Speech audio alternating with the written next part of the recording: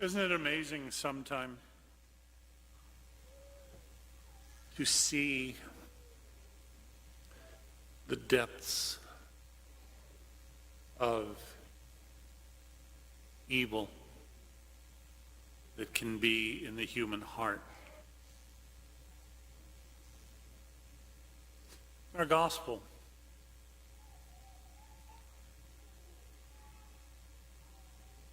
crucifixion was, and maybe even till today, considered the worst, most horrible form of execution that has ever been devised by humanity. It was painful, it was torturous, it was slow. It could take days. It was humiliating. It was public. It was execution.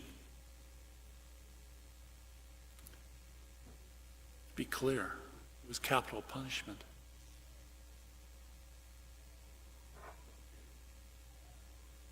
The Romans, who had conquered the region,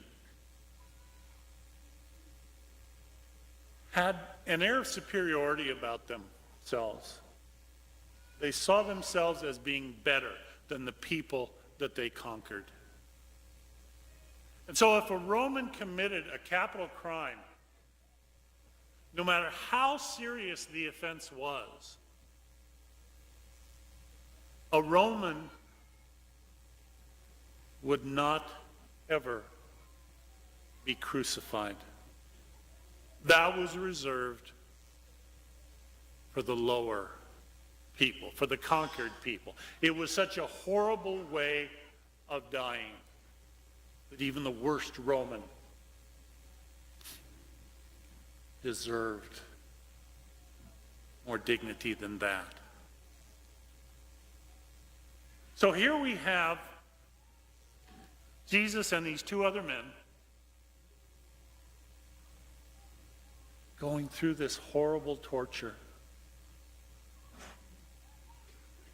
And yet one of them still can find it in his heart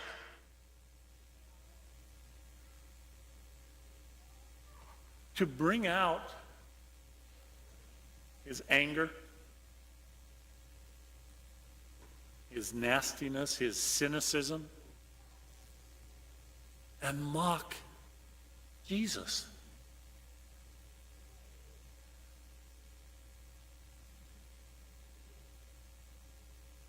It's amazing.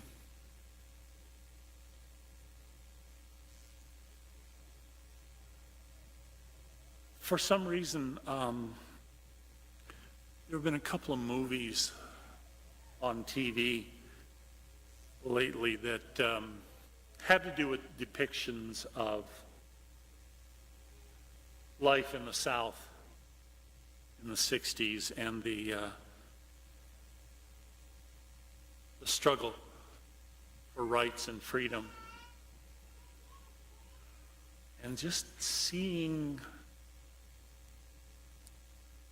some of those people saw themselves as good, God-fearing people, went to church every Sunday.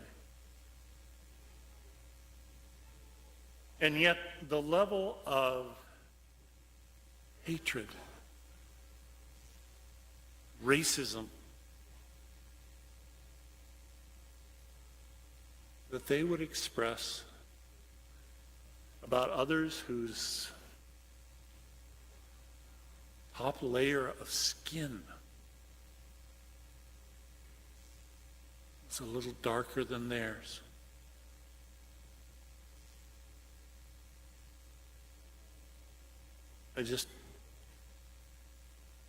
Every time I see those scenes, and even now, we're seeing statements of hatred, anger, prejudice against all kinds of people.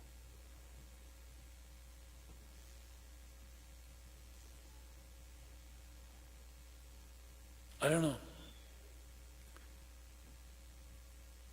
I have a sense that we're all very, very worn out or drained right now.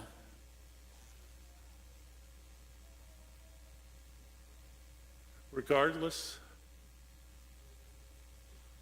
of whether your candidate won or lost, I think we are all just relieved that this campaign is over. And yet it's not over. Because I have sensed that we're embarrassed.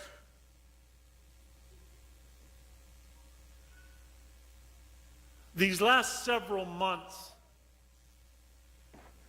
did not reveal the best that was in us.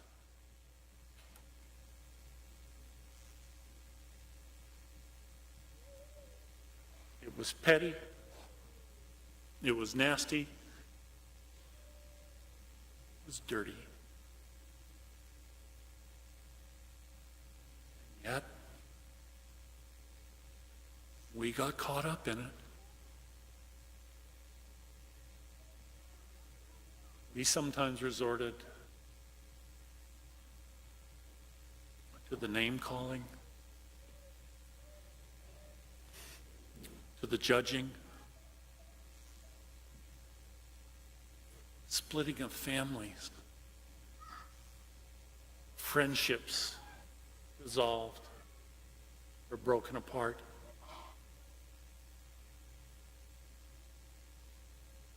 We're embarrassed. We want to believe that we are better than what we have seen the last several months.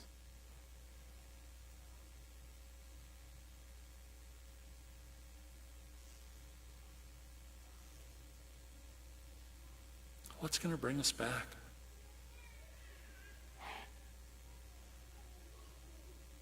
What's going to help us believe once again? Believe in ourselves, believe in the goodness that is present in our church, in our society.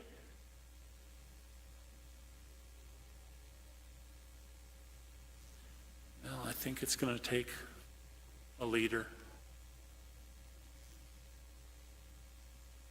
Someone who never resorts to being negative or petty or manipulative or power hungry. Someone who is sincere, who you believe really cares. Because he doesn't just say it, he lives it.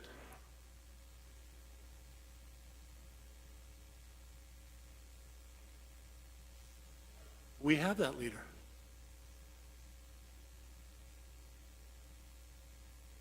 We celebrate him today. Christ, our King.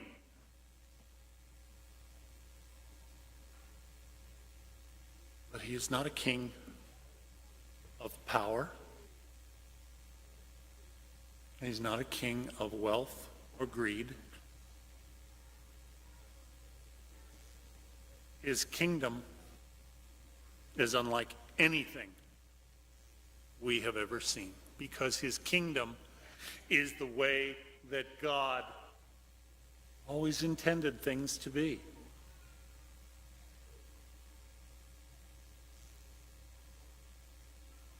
He asks us to be the builders of that kingdom. And when we look, we can see the seeds.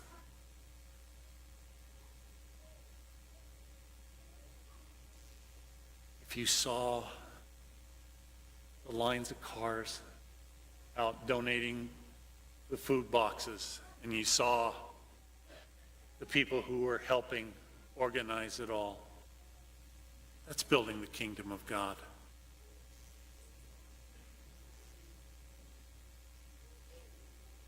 If you saw it all during this year of mercy, forgiveness, acceptance, even putting aside differences or old hurts, forgiving, mercy, saw the seeds of the kingdom.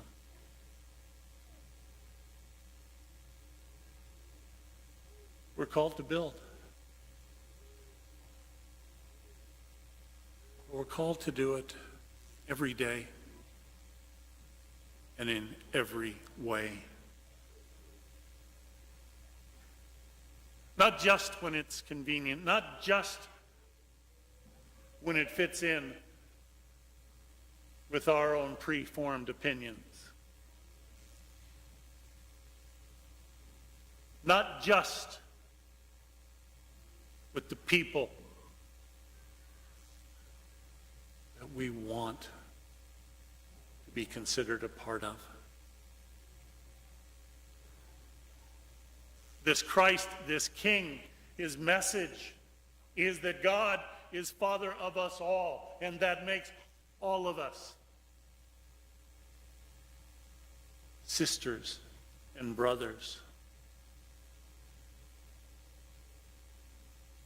This King invites us to embrace the good rather than focus on the evil, to see what we hold in common rather than emphasizing what is different.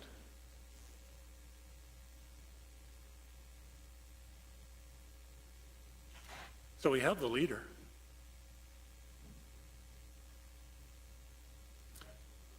The question of the degree we're willing to follow.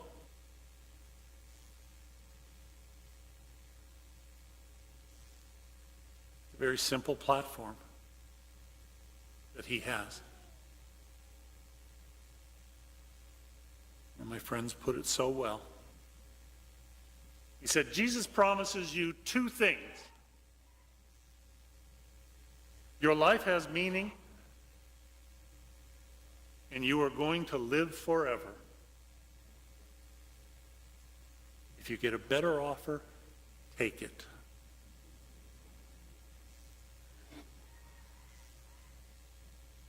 There won't be a better offer.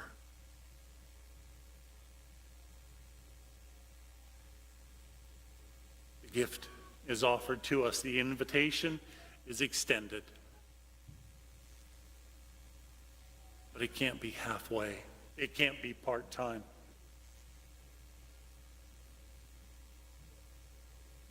We come to the end of this church year. We'll go into another. We proclaim Christ as King. In a month, we'll celebrate that the child is born to us. The Son is given to us. Several months after that, again, we will say, Christ is risen.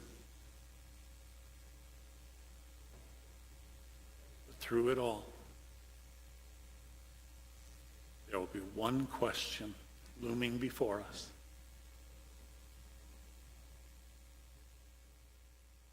So what?